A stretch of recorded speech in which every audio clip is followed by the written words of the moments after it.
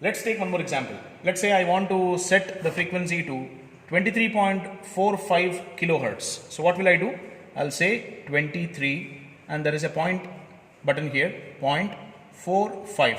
And remember my range is kilo. So I'll say shift kilo. So what you can see now is 23.45 kilohertz. So everything is displayed on this display. So you can read out. So frequency is done, waveform is selected. Now comes the voltage. We would insist all of you not to go with the voltage readings given out by this display, but I'll just tell you how to view it. So you can see a button here which is dot, and above that V bar F is written. So by default it will give out the frequency. The moment you press the shift and press this button, this shifts to voltage mode. So let's see. Now you can see this display is shifted to voltage mode. Now it is reading out 1.36. Now how do we change it? We can change it by using this amplitude adjust. You can see a knob here which is amplitude adjust. I'll vary it. You can see the voltage getting varied there. So this is the voltage knob. Okay. So we got to know how to set the frequency, a specific frequency, how to vary the voltage and how to select the waveform. Supposingly, I have already set the frequency. Okay. So let's go back to this frequency mode now. In the sense the display is now in the frequency. So only the display values changes, nothing else is going to change when you press this shift and this button. Okay. So now let's say I have fixed the frequency to 23.45 kilohertz. Now I want to increase it. Increase in the sense I don't want to use this button, but I want to, vary it slowly. So how do I do it?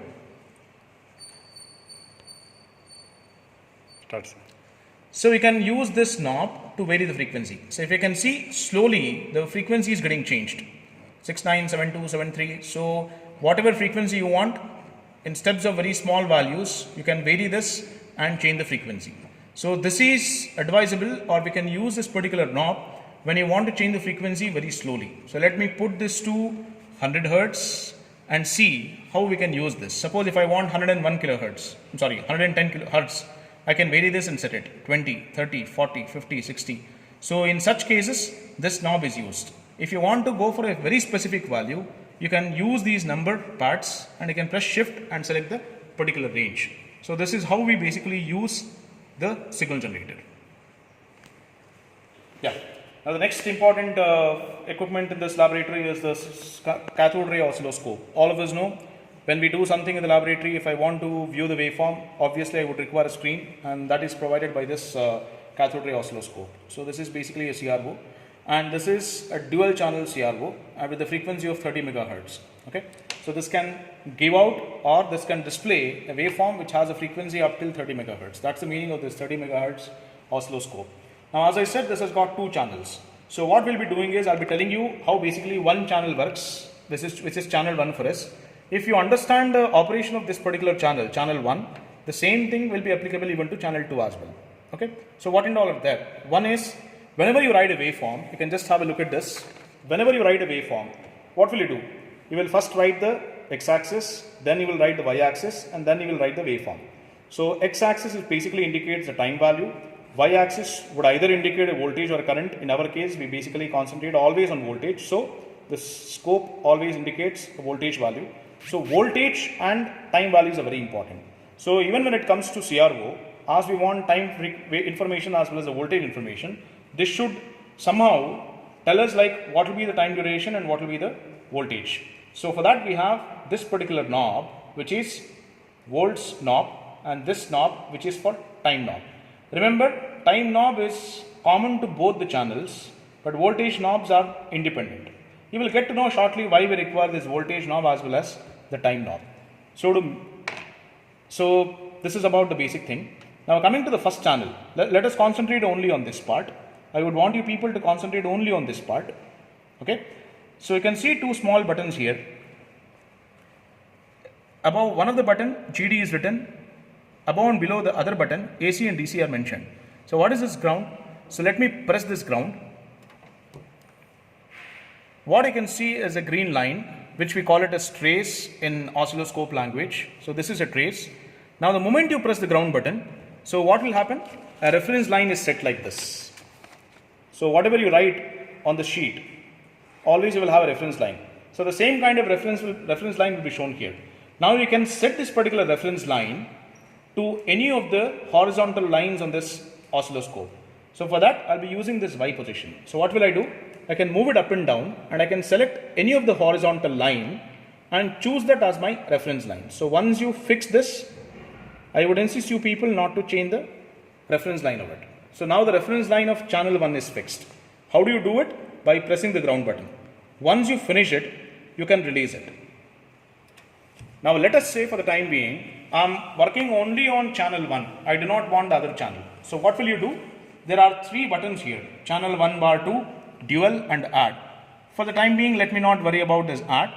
So the dual button is pressed. The moment dual button is pressed, it is going to choose both these channels. But as I told, we are interested only in channel 1.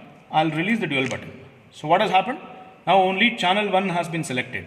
If you want only channel 2, you can see the first button here. The moment you press it, channel 2 will get selected. If you can see, the trace 2 is coming into picture now. So anyways, I'm interested only in channel 1.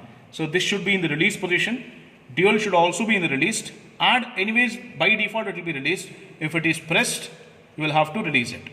Now the CRO is operating only in channel 1 mode. In the sense, only channel 1 is coming into picture. So now I think you are clear with all these basic things about channel 1. Whatever has been told relevant to channel 1 is as well applicable to channel 2 as well. Absolutely no change in it. Now let's try to visualize a waveform. So for that, I'll take this as a reference again. You can see a waveform written here with a peak voltage of 10 volts and let's say with a frequency of 1 kilohertz. So the frequency is set to 1 kilohertz. The frequency is 1K and the peak voltage Vm is this positive peak or negative peak, which is equal to 10 volts. So let's try to visualize this on the CRO. So what will I do? I'll be requiring a signal generator. I'll be requiring the CRO to view the waveform.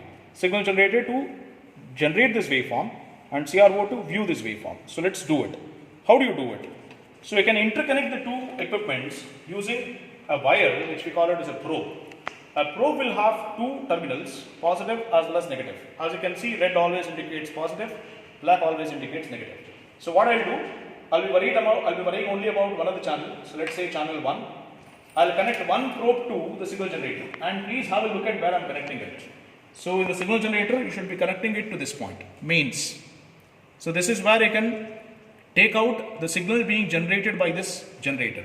So I'll take this, I'll connect one probe to this notch, which is channel 1.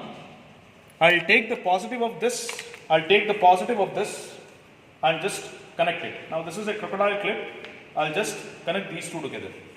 Then I'll take the negative of this and the negative of this and connect it like this. Now what you can observe, the connection is done, the supply of the CRO and the signal generator is on, but still I'm not able to get the waveform. And remember, the ground is released. It means that the CRO is now in the AC mode. The second button, which I forgot to mention, is basically AC and DC.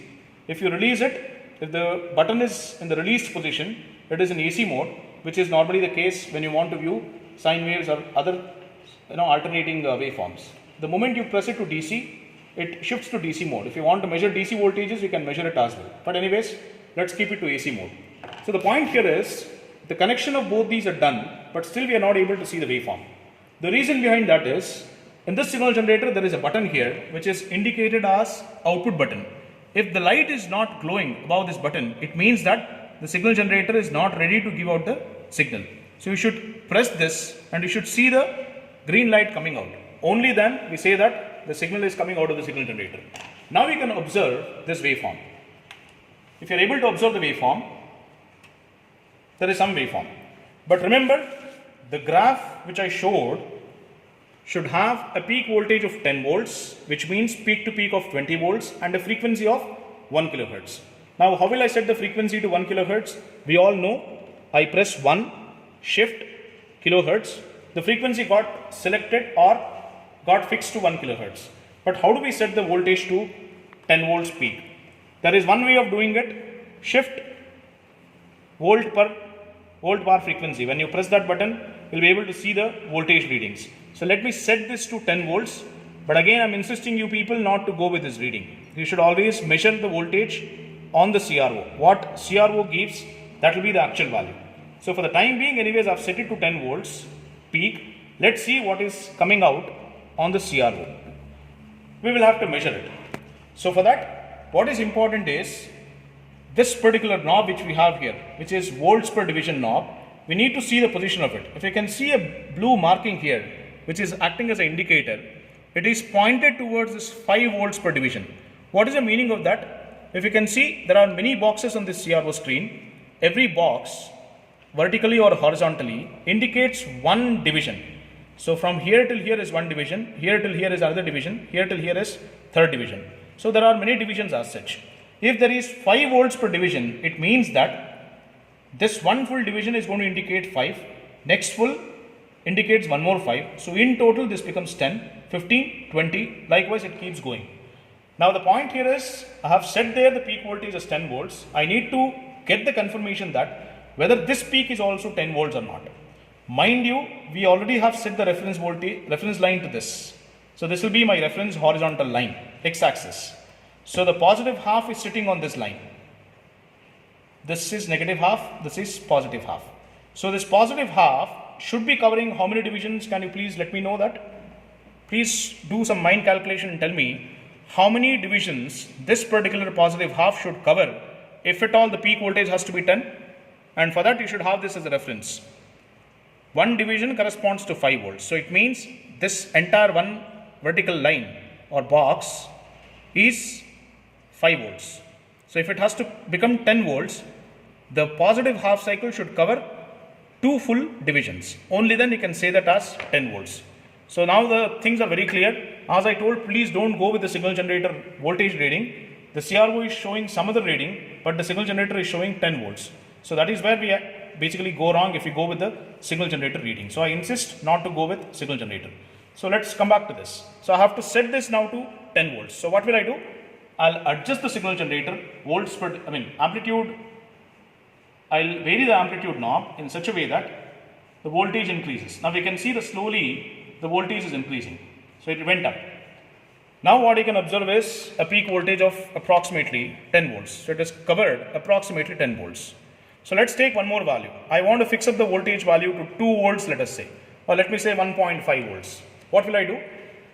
I'll have to choose an appropriate scale. As we do in case of graph, we'll normally go with an appropriate scale for x-axis and y-axis.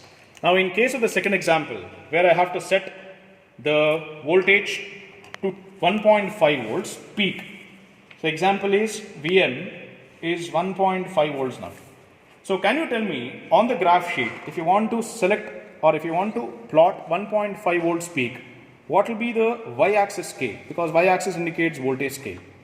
So what will be the y-axis scale? 1 unit is how many volts will you select?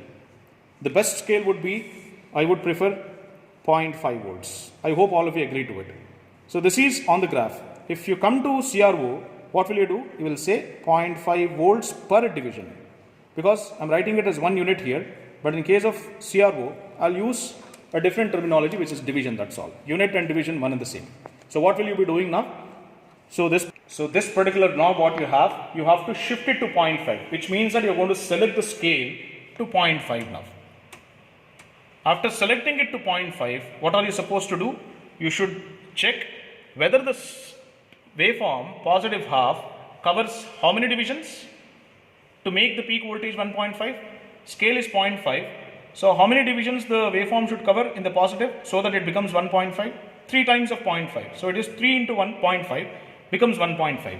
So you should see to it that this waveform, positive half cycle, covers 3 full division so that it becomes 1.5 volts peak. So anyways, the waveform has gone beyond the screen. So we'll have to bring it back. So I'm going to reduce the voltage now. You can see the voltage is getting reduced now.